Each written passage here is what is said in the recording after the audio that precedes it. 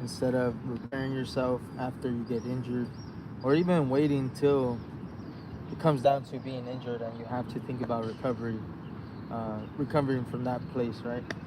We should be the conversations about being proactive, not reactive to the risk we take on skating. So, anyways, I'm here at Mariachi Plaza. I'm gonna warm up. Um, Depending on the day and what I did before I came to the spot, I'll do a little bit of deep tissue massage. Let me check my ball. New bag, by the way, pretty sick. I've done it. A lot of more compartments than the previous one I had. But anyways, I do this for anywhere from literally 2 minutes to 10 minutes, depending on the day. Today, I'm feeling a bit just kind of tired, I would say. Not hurt, not injured, not sore, but a little tired. And so, I'm just gonna go. Usually, when I'm super sore, I need to move a bit more and then do this after. But right now, I just feel very relaxed. And it's good because when you're doing massages, the whole point is to um, release tension. So if you're sore and you have so much tension that it hurts to have a ball under you, you're kind of fighting the method. You're fighting that deep tissue massage.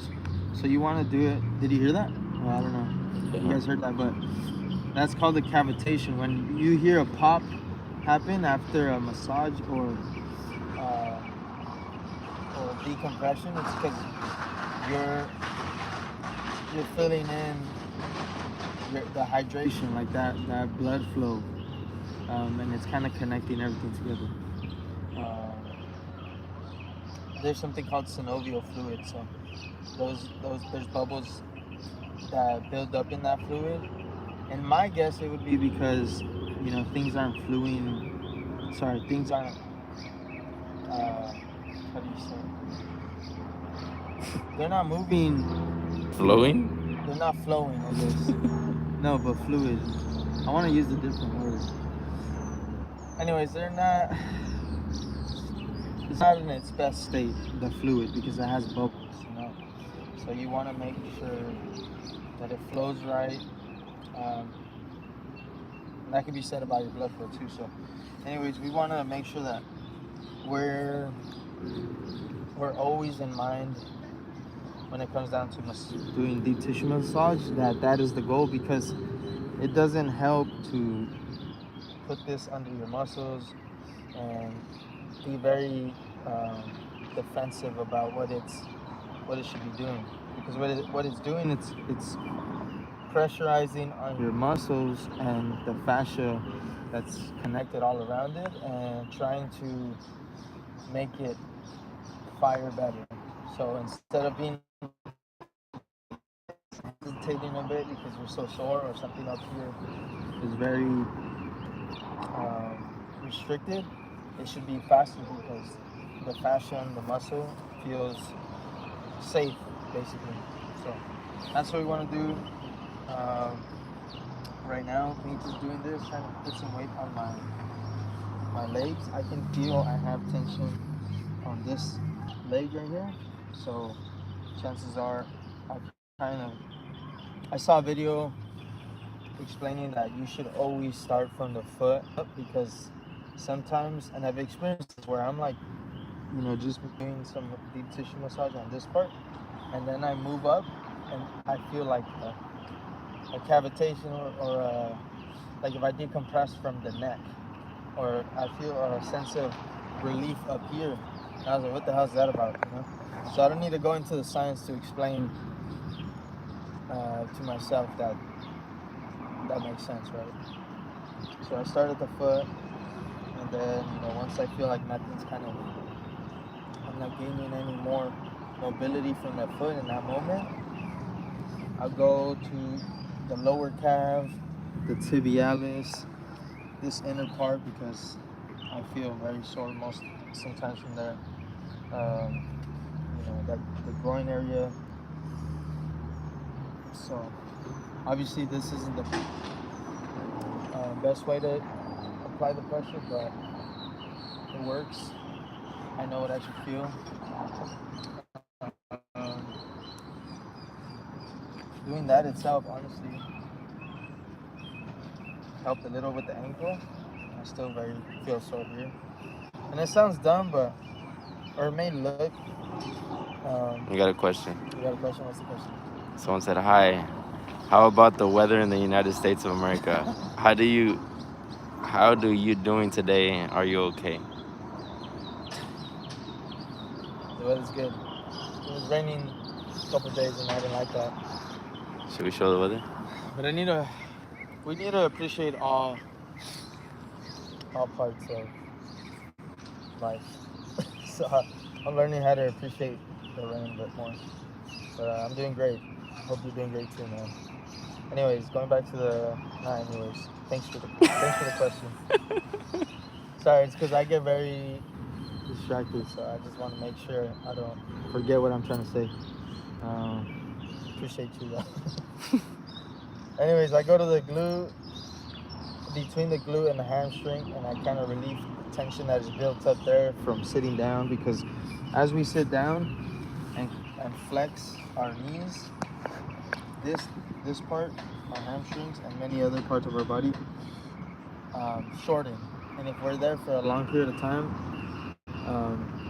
our body's very good at adapting, and so it adapts to that short position.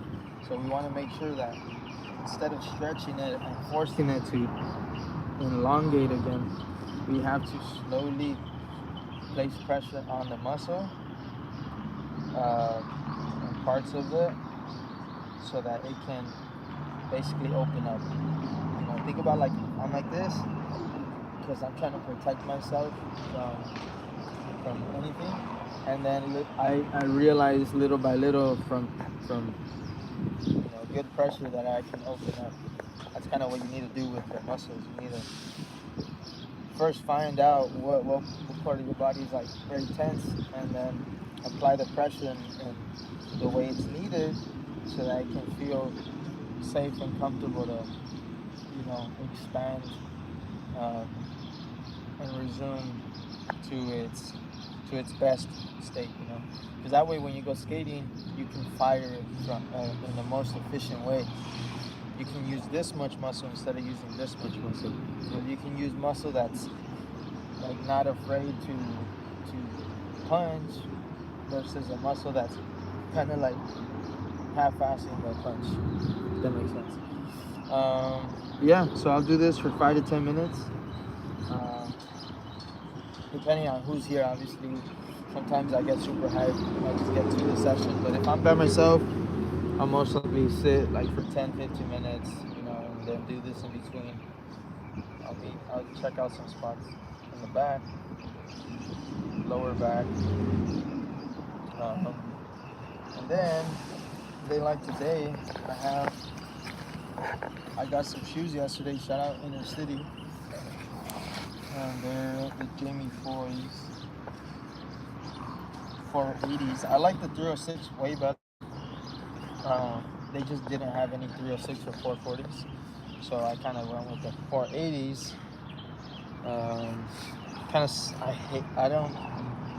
I don't like that. I wish they came tied up already, but beggars can't be choosers. Oh, damn. Okay, and so anyways, so I might just warm up with this for a bit.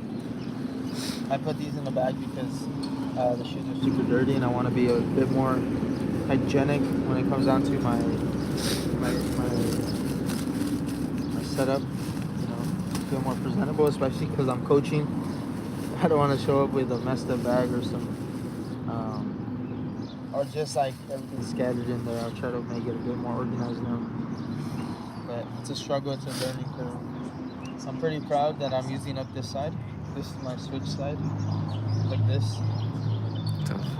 So I'm kind of, I don't know, I think it's kind of cool that I use them up that much.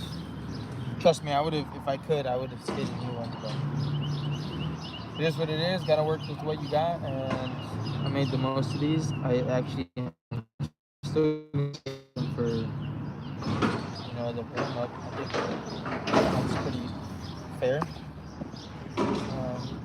But we'll see how these do because they're a little bulkier, as you can see. And I mean, obviously these are older, but you can tell the sole is bulkier. This part is more sturdier. But yeah, shout out Inner City. I'm excited to skate them. And Inner City, like this print. Let's see. What else? Sometimes I have a shirt. It's pretty hot. I'll probably just put this on.